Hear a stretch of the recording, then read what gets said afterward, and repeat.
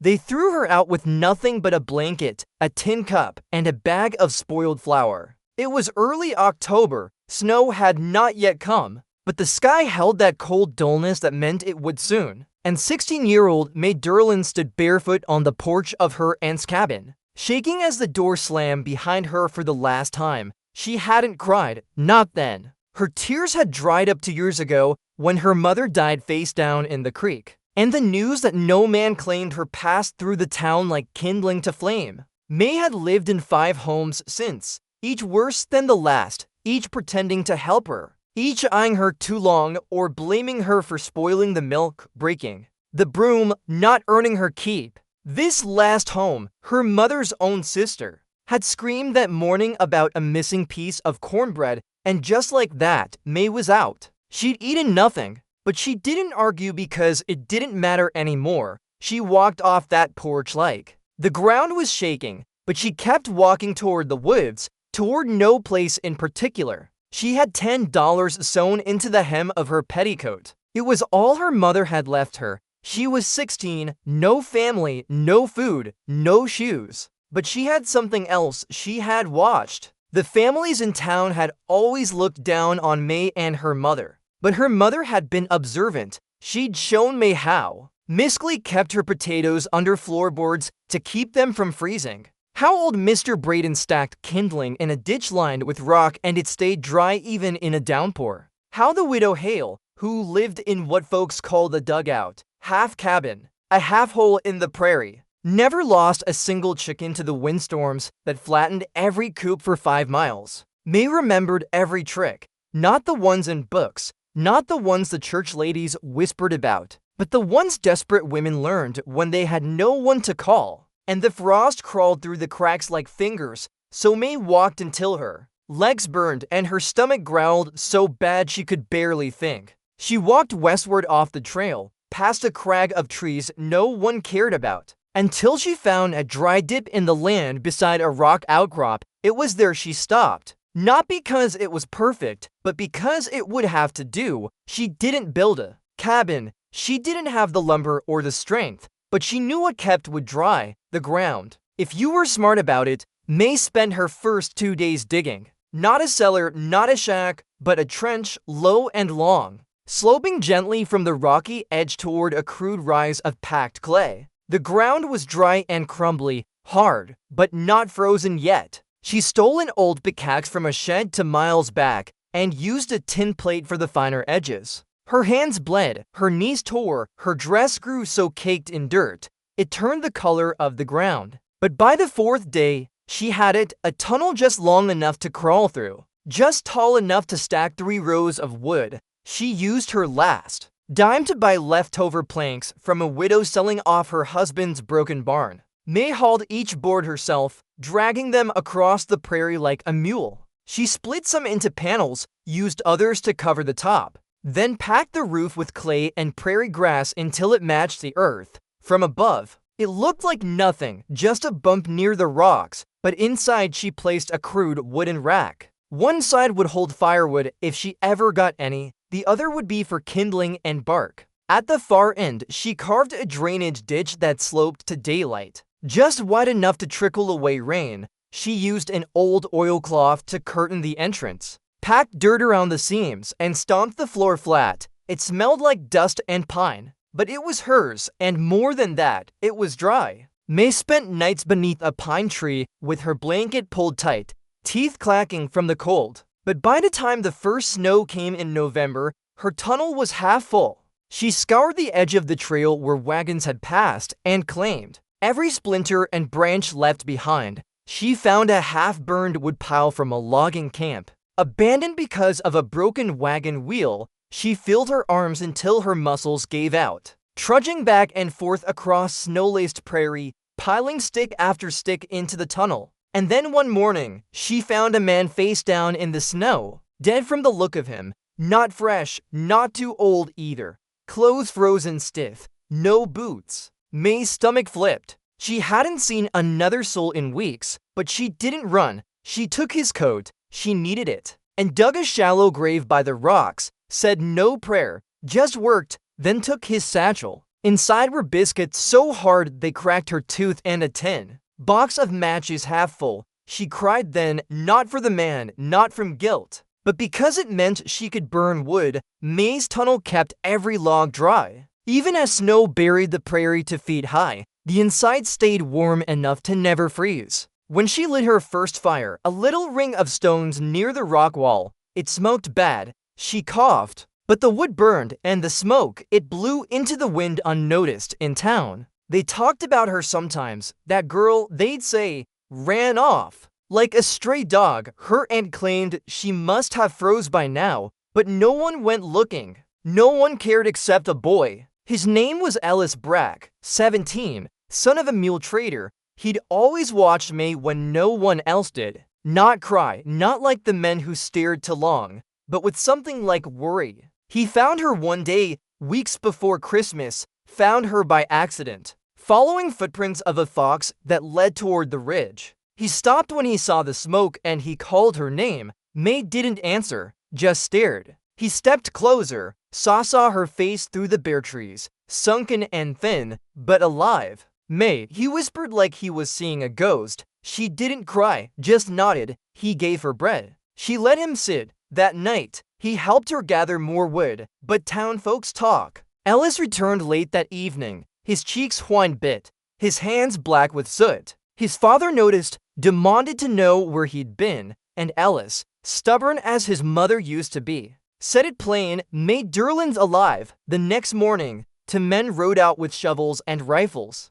May saw them before they saw her. She crouched low in the tunnel, clutching a hatchet she'd kept near her kindling. Her fire had gone out. The air smelled like ash. She didn't breathe. The men stopped at the ridge, looked, but didn't find her. One spat, ain't nothing but snow and dirt out here. They left. May didn't trust anyone after that. Not even Ellis, though he came again with sugar, with wool socks, with jerky wrapped in wax paper. She took the food, said little, but the snow grew thicker and her firewood tunnel, her miracle held strong, every log dry, every bark piece crisp. When town men huddled in their cabins, trying to dry their cords with damp blankets and cold breath, May's fire lit in a single match. By January, she had heat every night, and that heat meant life. By February, Alice brought her news. Old Mr. Harper's cabin had burned, trying to dry soggy logs.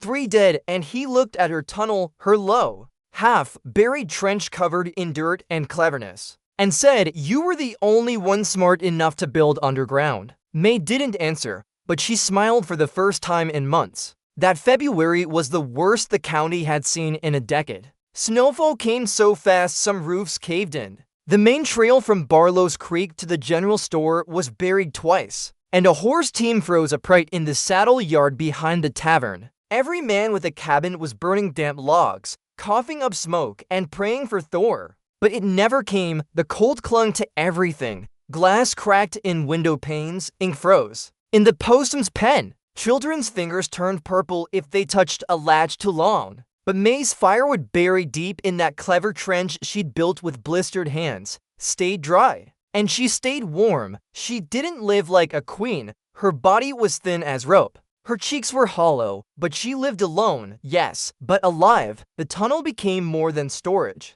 It became sanctuary. She lined one side with extra cloth sacks for insulation, added bark as bedding in the corner. The low ceiling held in heat. She learned not to waste flame, how to strike a match and coax a blaze from shavings and resin, never using more than she needed.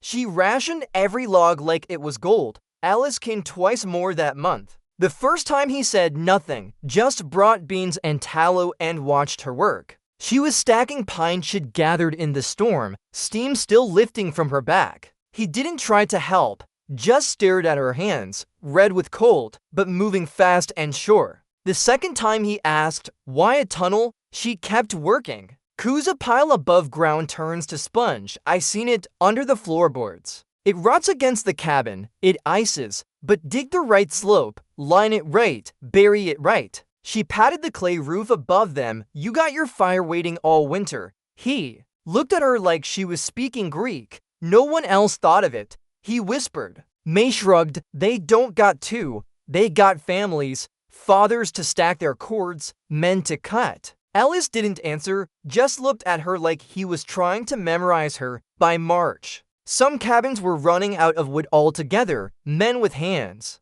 too frozen to swing an axe turned to burning fences. Some dug up roots, others scavenged the woods. But what they found was soaked through, branches laced with frost, bark peeling from rot. Nothing dry. May's firewood still crisp, but she was still cautious, never using more than 2 logs a night. She'd curl beside her fire pit in a tight ball, blanket wrapped over her head, and listen to the wind batter the prairie. Sometimes she'd dream of her mother, a face lit by firelight, whispering tricks about heat and hiding and survival. One night she woke to voices close. She blew out her flame, heart hammering. Someone was walking the ridge. Ain't no way she made it out here. Just a story the boy tells to feel like a man. Still, I seen smoke. Smoke comes from lightning too. Or devils. They laughed. May didn't. She held her breath until they left, then didn't sleep at all. That spring, the storms didn't stop. It wasn't snow anymore. It was sleet and mud.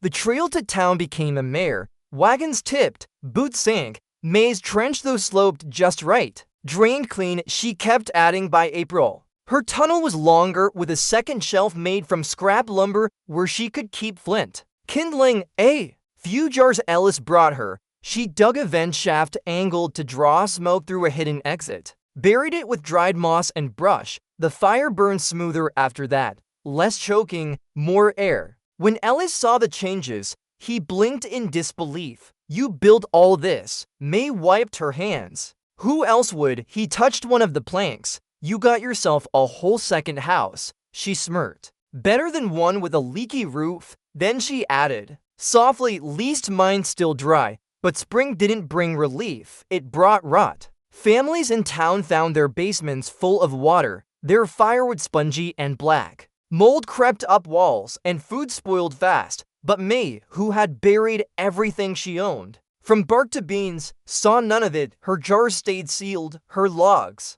dry. Even her matches kept in a clay pot near the rear of the tunnel, lit without a hiss. One day, a man came riding, not Ellis, not anyone she recognized. He came from downriver from a sawmill. He stopped at the edge of her ridge, dismounted, and walked the dirt, circling. May watched him from behind the brush. He didn't seem to see her, just stood over the patch of ground that hid the tunnel, kicked it once, then twice. Damn thing's solid, he muttered. He must have seen the clay pack, the unnatural ridge shape. He leaned down to touch the dirt. May's hands clenched round the axe she'd kept since burying that stranger. She didn't blink, but the man just stood, sniffed the air, and walked off. She told Ellis that night. He frowned. You want me to stay? No, she said quickly, then hesitated, but maybe leave a warning near the trail. He did, carved a rough sign in bark. Trespass and freeze. It wouldn't stop everyone, but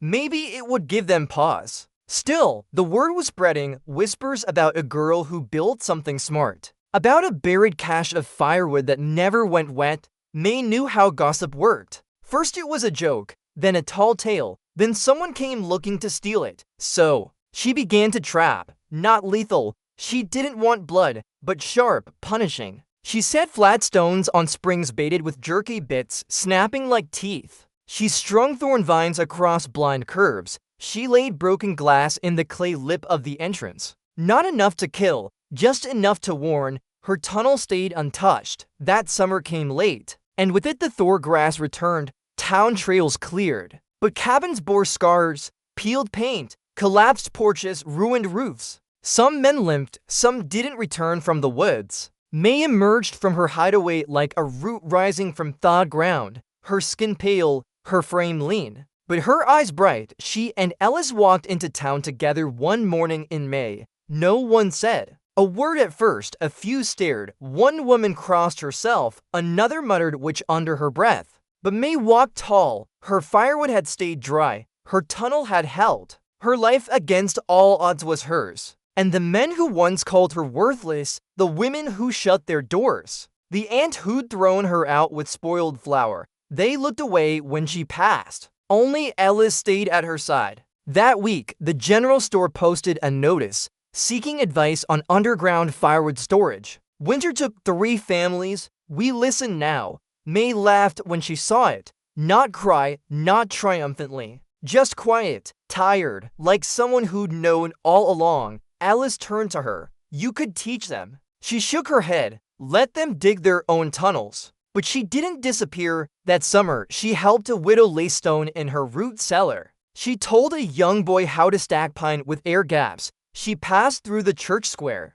never lingering but never hiding either. And when a man stopped her by the well one morning, a new settler, green and nervous, and asked, "You're the tunnel girl, aren't you?" She only nodded. "My firewood rotted last winter," he said. "I'd pay to know what you did." She raised her eyebrows. He added, "I heard yours stayed dry, even in the Thor." May paused, then slowly, she said, "Slope your floor, angle your vent, cover the top with clay. Not dirt, dirt melts, clay holds, and don't stack tight. He's what keeps it dry." The man scribbled it down like gospel. May walked off without another word. May didn't call it a business. She barely called it anything. But by the time her 17th birthday came around, there were 5 families who'd each given her some small thing. A sack of potatoes, a basket of eggs. One even carved her a new pickaxe handle, all in return for a word or two about how she'd built it. They didn't all get the full story. Most got only hints. She wasn't ready to give it all away because she still remembered what it felt like to be thrown out at 16. No shoes, no food, no voice anyone cared to hear. So if they wanted to learn, they'd have to show they deserved it. But it was Ellis who made her believe in more than survival. He didn't just bring her food anymore. He brought nails, rope, even tools borrowed from the smith's boy, and he stayed. Not hovering, but helping. When she asked him to dig another side tunnel for storing dried meat and salt, he didn't ask why. He just picked up the spade. And when she fell asleep that evening with ash on her cheeks and boots still on, he didn't touch her. He just stoked the flame low and leaned against the rock wall until she stirred. "Why'd you help me?" she asked, not quite whispering. He shrugged. "Because no one else did." That autumn, before the leaves had even finished turning, the first frost hit hard. Early sudden caught half the town off guard. The preacher's son cracked a rib slipping on the creek ice. Soon the chickens froze solid in their coop before sunrise. May heard the gossip from Ellis, who now split his days between his family's property and helping her quietly expand the tunnel system. By then, her buried corridor was almost 30 feet long. Braced with salvaged beams, Ellis helped scavenge from the collapsed mill barn outside town. Each bracing post was set in clay, each wall tamped tight with packed dirt and straw. They lined one stretch with rock slabs to prevent sand from spring melt, and even Ellis, usually too proud to admit all, paused once to whisper, "This is better than my father's shed." But May didn't laugh, she just nodded. She was already thinking ahead. Storms will hit again, she said, faster this time. People ain't ready. Alice rubbed his jaw. Some are listening now, she turned. Listening don't mean acting. She was right. The first real storm came in November. Wet snow mixed with wind so sharp it ripped bark from trees and knocked fences flat. The Brantleys lost 3 cows. The widow Moore woke to 3 feet of drift against her door. A chimney collapsed near the schoolhouse and nearly killed a teacher. May and Ellis had prepared. Her tunnel was full, lined, divided now into zones. One for dry logs, one for kindling, one for damp wood waiting to be dried near the fire vent. She'd even built a narrow heating trench, a 1% alcove just wide enough to sleep. Lined with stones she'd warm with fire and seal off at night with a thick hide flap. Ellis had helped place each stone. When the storm hit, they waited it out underground. May cooked dried beans and elk jerky over a slow flame. The smoke vent worked perfectly. The wind screamed overhead, but inside it stayed warm enough she could sleep without boots. When Ellis woke on the 3rd day and stepped outside, snow was banked up to his chest. "Town's going to be half dead," he muttered. She stared into the fire. "Then they'll come." They did. The first was a girl May remembered from the schoolhouse, older now, but still with that same wary look. like she expected to be struck at any moment. Her name was Noreen. She'd come with a red scarf wrapped twice around her head and a bruised cheek. My husband's cabin's flooded. She mumbled, "Woods mush, my baby's coughing," I heard. She stopped there, couldn't quite ask. May stood in the tunnel entrance and watched her for a long moment, then pulled the curtain aside. "You can warm here, but only a night. Bring no men, bring no fire of your own. You touch anything without asking." "I won't," Noreen whispered, eyes already tearing. "I swear it inside." She fed her. Let her baby warm by the heated stones. Let her sleep on the mossy shelf with a blanket tied around them both. In the morning, Noreen tried to leave a silver brooch. May pushed it back. "You tell no one where I am." "I won't." "You tell them the wind took your trail." "I will. You forget this place." Noreen stared a second too long, then nodded and left. But the wind never did take the trail, because by week's end, there were 5 more faces: a boy with frostbite, a woman who said her brother died when the roof fell in, an old man who limped but could still carry bark, and 2 children, a pair of siblings who said nothing at all. May looked to Ellis. He didn't tell her to turn them away. Instead, he spent the next 3 nights digging. Together they expanded the tunnel sideways, built small sleeping nooks, laid straw in the floor gaps, added another stone trench for heating, a separate fire pit with its own vent, hidden behind brush and buried in ash to reduce glow. When the preacher's wife came, hat in hand, tears frozen to her cheeks, May finally turned someone away. "Go back, you said I was cursed." The woman fell to her knees. "I didn't know. Please. My husband's sick. We'll die." May didn't speak. Just closed the curtain. It was Ellis who broke the silence that night. "You'll have to choose." May stared into the fire. "Choose what?" "Who you let in, who you leave out." She didn't answer right away. "Then slowly they left me out first." He looked at her. "And you want to be like them?" "No," she said. "I want to outlive them." December came like a wolf. The snow never stopped. Horses died where they stood. A trader was found frozen beside his overturned cart. I still open. The school was closed. Half the town huddled in the saloon, its stove barely enough to keep the liquor from freezing. May's tunnel burned warm, but supplies were thinning. Heartwood was still dry, but the meat was low, the beans nearly gone, and Ellis, strong as he was, had taken ill from hauling wet logs from a collapsed shed. He tried to hide it, but she saw him wee when he coughed. "Lie down," she told him. "I'm fine." "You're not. I need to." "Ellis," she snapped. "You built half this place. You've earned a rest." He blinked, then lay down. She stepped out alone. The next morning, the wind had let up slightly, enough to walk if you knew where the drifts thinned. She made her way toward the backwoods, past the old hunting trail, in search of anything: bark, sticks, even deadfall. She found a squirrel, frozen stiff, near the creek bed. It was meat. She buried it in a sack and kept going. At the far edge of the trees, she saw smoke, faint, thin, curling up from a chimney that didn't look familiar. She crept closer. It was a makeshift lean-to, patched with hides and canvas. A woman stood outside, chopping something with a dull hatchet. May watched. The woman turned. Their eyes met. She had a child on her back. Another crouched in the snow behind her, trying to light a twig. May stepped forward. The woman flinched. "I won't take," May said. The woman hesitated. "Then I got nothing to take." May looked at the hatchet, the twig pile, the shivering boy. "Come with me." The woman narrowed her eyes. "Why?" May looked away. "Because I was you once that night." 7 people slept in May's tunnel. 2 fires burned low. The smoke drifted up, hidden and clean. The tunnel walls were packed firm, the shelves full, the bark crackling, and Ellis, finally resting, whispered, "You built more than a tunnel." May didn't answer. She was watching the flame, remembering how it felt to have nothing, not even warmth, and knowing she'd never let that happen again. Not to her. Not to anyone who asked with honesty. By the time the year turned, May's tunnel had grown into something most folks would have called a miracle. If they had the humility to speak it, it wasn't a single passage anymore. Not just a trench for wood or a place to light a fire. It had wings now, ere little offshoots dug by hand, some wide enough for 3 people to sit and eat, others no bigger than a crawl space stacked with dried moss and pine bark for insulation. At its center, May had created what Ellis jokingly called the hub,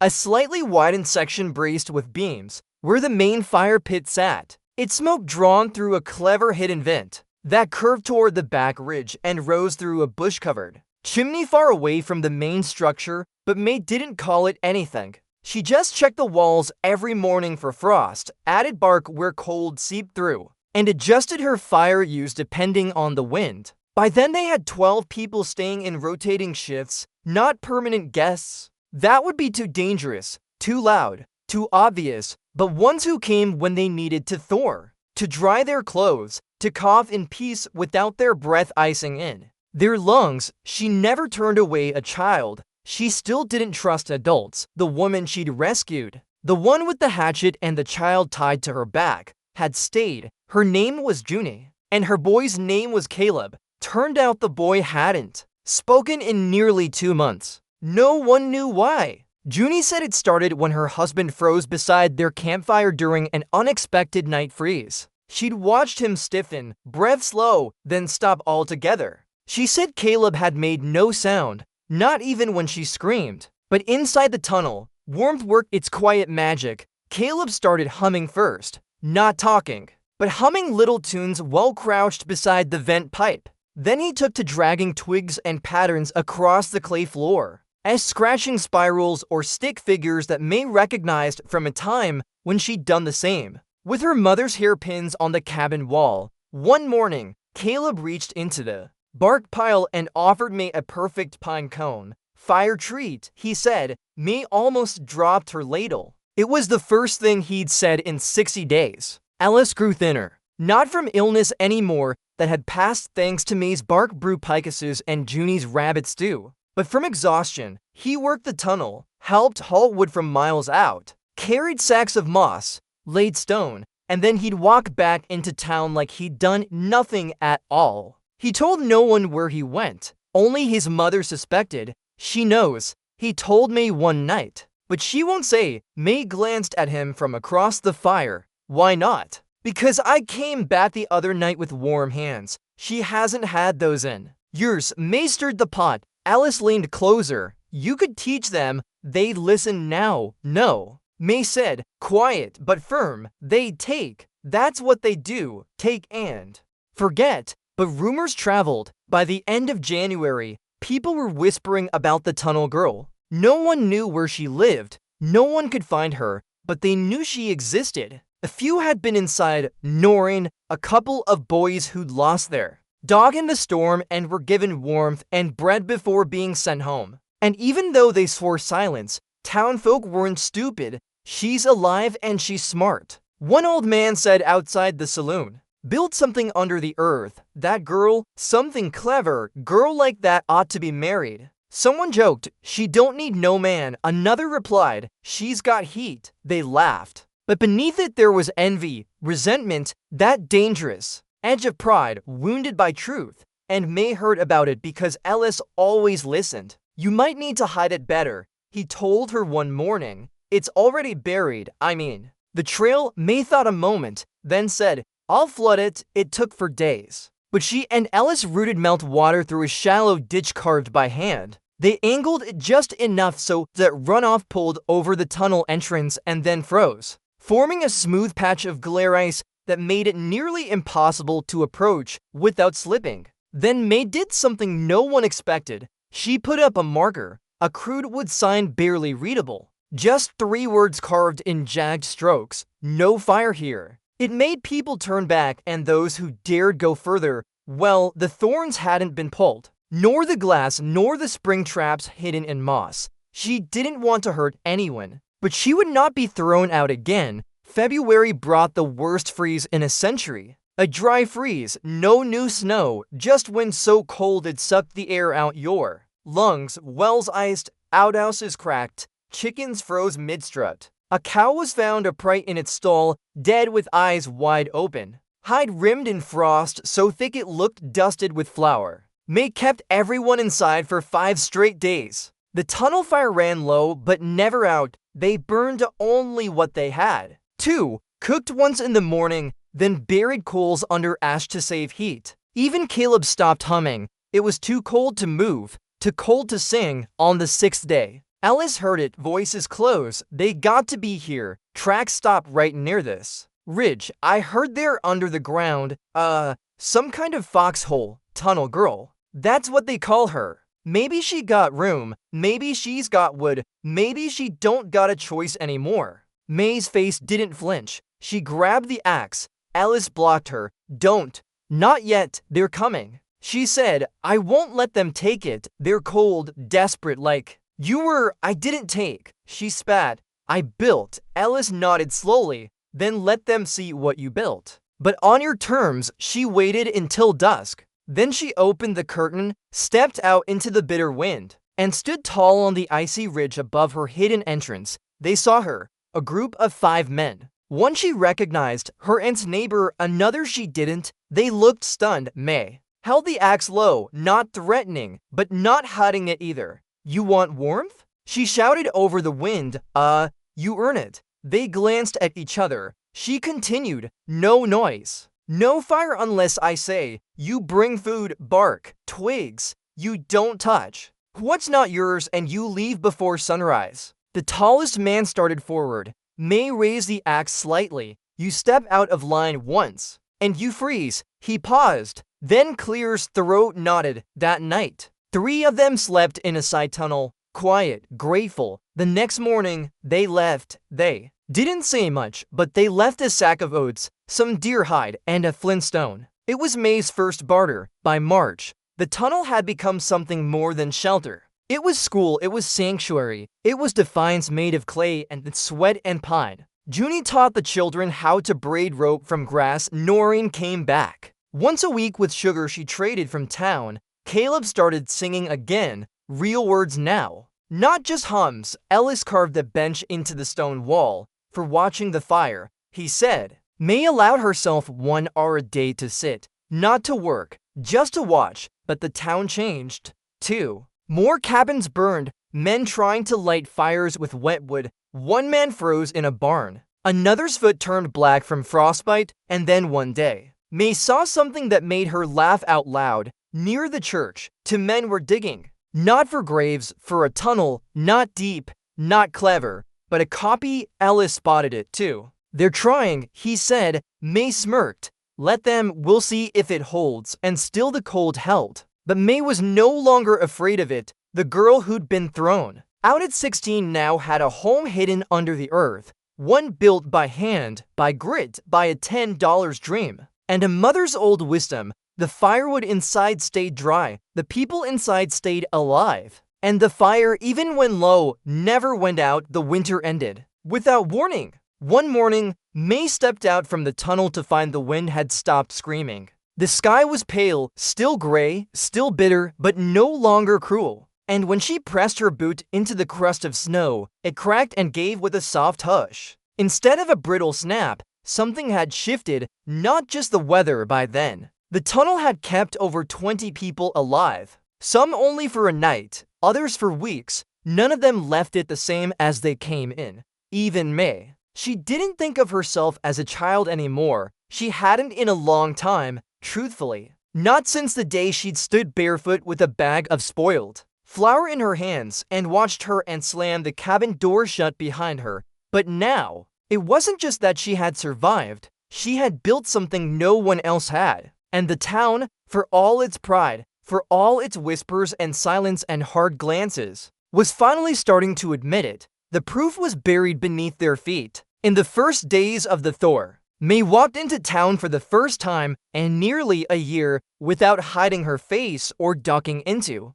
the woods. Alice walked beside her. People stared. Some said nothing, some nodded. A few looked away like they were ashamed. One man, the preacher of all people, lifted his hat. May didn't smile. She didn't wave. She just walked. Not proud, not arrogant, but unafraid. That same week, Alice's mother brought May a loaf of bread, still warm, wrapped in linen. I never spoke against you, she said softly at the tunnel's edge. But I didn't help either. I'm sorry for that. May took the bread, said. Nothing, the woman hesitated, then added, my cellar flooded again. I lost all the potatoes. May looked at her. You need to dig higher, not deeper. The woman blinked. May explained, it's the slope. The way the clay leans. Most folks dig straight down and think that's smart. But water doesn't care about deep, it cares about angle. I see, the woman said. Next Thor, line your sides with rock, dry ones, lay moss over it. Water will wick down and drain before it pools. The woman was still nodding when May pulled the curtain shut. Later that month, the town council sent a boy to the ridge with a message. It was short. Would you come speak to us? May stared at the note for a long time, then burned it in the tunnel fire. She didn't want a council seat. She didn't want applause. She wanted them to remember what they did, not just that they threw her out, but that they never once came looking after. They only came when they needed something. And May had learned enough to know how dangerous that kind of memory loss could be. Ellis didn't push her, but he asked once while they were laying down new bark across the ceiling ridge to prepare for the next rain. Do you think you'll stay here forever? May didn't answer right away. The sun was just breaking through the treine, and the clay on her fingers steamed gently in the morning air. I don't know, she said at last. This place, it saved us. We saved us, she corrected. He nodded. Still, you made it. She looked at the tunnel, the odd shapes of each wing. The little carvings children had scratched into the walls. The way the smoke curled so softly out of the hidden vent. Then she looked back at him. It's not done, she said. The next year, 3 more families dug underground. None of them did it quite right, but they tried. May sold advice now, not to get rich, but to make sure they didn't wreck it. She started trading in tools, sharpening stones, vent grates, bundles of bark and moss she collected during the warm months. She taught a few boys how to brace walls, showed one girl how to line a trench so it drained in spring but stayed dry in the thaw. She still didn't take coin, only trade. Coin rusts, she said, but sugar keeps. They started calling her the clay builder. Sometimes the tunnel widow, though she wasn't married and wasn't a widow. And when the harsh snows came again the next year, as everyone knew they would, May was already 3 steps ahead. She had a second tunnel by then, deeper in the woods, a backup. Because she knew not to trust luck, because the first time she had something good, it was taken. And the second time she built it from the dirt with blood on her fingers and smoke in her lungs. She didn't plan to ever be caught without a flame again. Ellis carved her a gift that spring. A rough plaque of cedar with letters burned deep into it, the place that stayed warm. She didn't hang it, but she didn't throw it away either. She kept it inside a niche carved in the tunnel wall behind the fire pit, where only she could see it. And sometimes when the wind howled and the snow battered, the earth and the rest of the world was cracking and groaning beneath ice and weight, she'd look at that sign and remember what it meant. Not just warmth, but will. Because the girl who was thrown out at 16 with only a tin cup and a $10 secret, she built something no storm could touch. And every buried log that lit into flame was a promise that they hadn't buried her. Not yet.